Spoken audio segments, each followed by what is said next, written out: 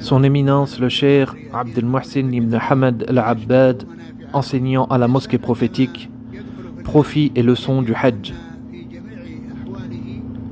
Dans la traduction du sens du verset, il est dit « Et faites aux gens une annonce pour le Hajj, ils viendront à toi à pied et sur toute monture, venant de tout chemin éloigné, pour assister aux profits qui leur ont été accordés. » Lorsque la personne commence le Hajj, elle trouve dans toutes ces situations une leçon et une exhortation.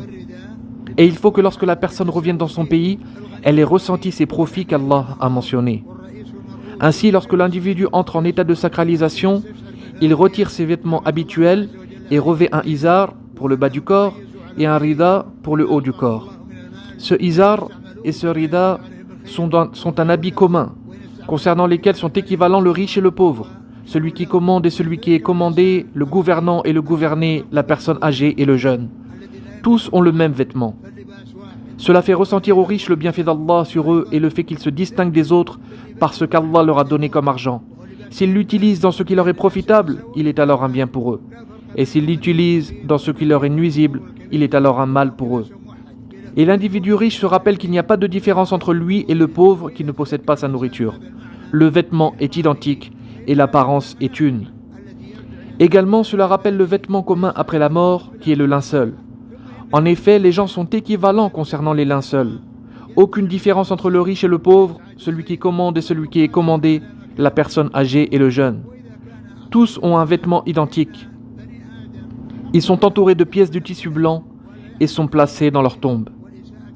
Si l'individu se rappelle de cette signification lors de son état de sacralisation, cela fait alors partie des profits avec lesquels il reviendra dans son pays. Il se préparera alors à la mort par les œuvres pieuses. Et lorsque le pèlerin entre en état de sacralisation, il s'interdit de tuer le gibier terrestre et de le déranger. Et il se dirige vers un endroit où la chasse est interdite.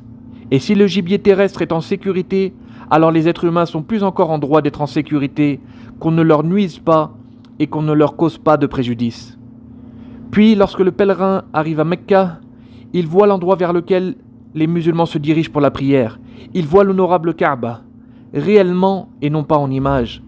Il voit les gens qui prient tout autour, car elle est la qibla des musulmans vers laquelle ils se tournent dans leur prière, et ils se tournent également vers elle quand ils invoquent. Il y a en cela une leçon et une exhortation pour la personne.